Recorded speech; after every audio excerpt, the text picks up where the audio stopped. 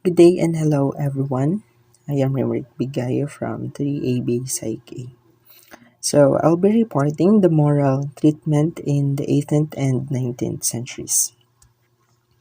So the topic outline of my report are moral treatment, five preconditions of moral treatment, and Filipino.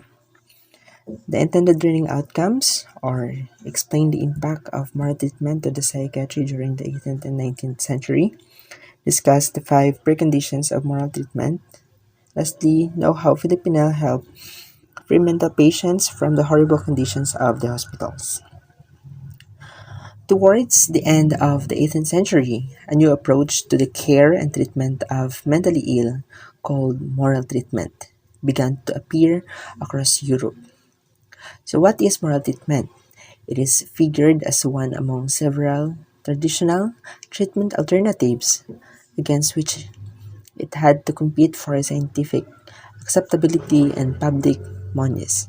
This is therefore an area where one must be wary of generalization. So the five preconditions of moral treatment. The first precondition is the view that mentally ill are not totally devoid. The second, mentally ill can be therapeutically reached through their residual intellectual and affective capacities. And third, emphasis in psychological rather than in physical. Fourth, all-encompassing clinical focus on the individual patient. And lastly, the fifth, medical gives moral treatment reconciled to laudable goals. So first, let's discuss the view that mentally ill are not totally devoid. Despite their illnesses, they are still human souls deserving of kindness and charity.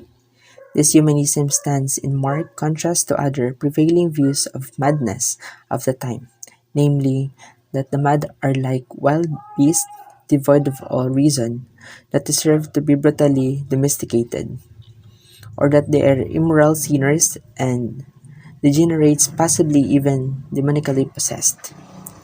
In some versions of moral treatment, the humanity of the mentally ill lay in basic feelings of benevolence and other primitive affective capacities that somehow survive the wreck of the intellect. So the next is mentally ill can be therapeutically reached through their residual intellectual and affective capacities. Mentally ill are not completely mentally alienated from the rest of humankind, and mental alienation is not complete. It follows that the mentally ill are psychologically accessible to some degree and therefore possibly amenable to some form of psychological therapy. This represents a big change from the popular prejudice that madness was all encompassing and horrible. It permitted a new approach to patient care and treatment that was channeled through psychological means and interventions. So the next, emphasis in psychological rather than physical. Moral treatment favored psychological interventions over physical ones, though often the two approaches were conjoined. Most practitioners of moral treatment were in fact very skeptical about the value of existing physical treatments for the mentally ill, which they saw as harmful. Indeed, the discovery that moral treatment was itself a highly effective form of therapy was accompanied with the collateral discovery that existing physical treatment were often extremely harmful. This discovery that traditional physical treatment often caused harm to psychiatric patients, sometimes even to the point of making them incurable, represents the first official clinical evidence-based recognition of a- iatrogenic harm in psychiatry. So the next is all-encompassing clinical focus on the individual patient. This new individual patient-centered attitude represented a marked departure from the indiscriminate administration of multiple treatments to large masses of individuals, the standard of care at that time. Patients were typically housed and treated in maze with a little attention to diagnosis and no follow-up or individualized treatment plan.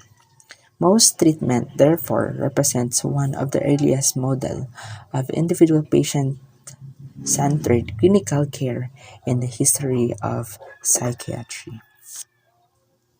And the last one is the medical gaze moral treatment reconciled to laudable cause. In its medical gaze, moral treatment combined attention to the patient as a clinical object of study and research, while at the same time highlighting the importance of the patient as human subject with an inalienable right to respect and kindness.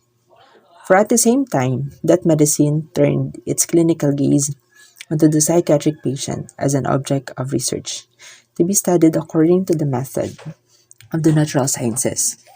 It also exalted the importance of that object as human subject, a spiritual being possessed of an alienable right to kindness and respect.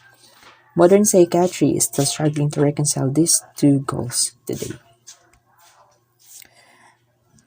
The 18th and 19th centuries saw the growth of more humane treatment of people with mental health problems. This new treatment was based on psychological view that people develop a problem because they had become separated from nature and succumbed to the stresses imposed by the rapid social changes of the period.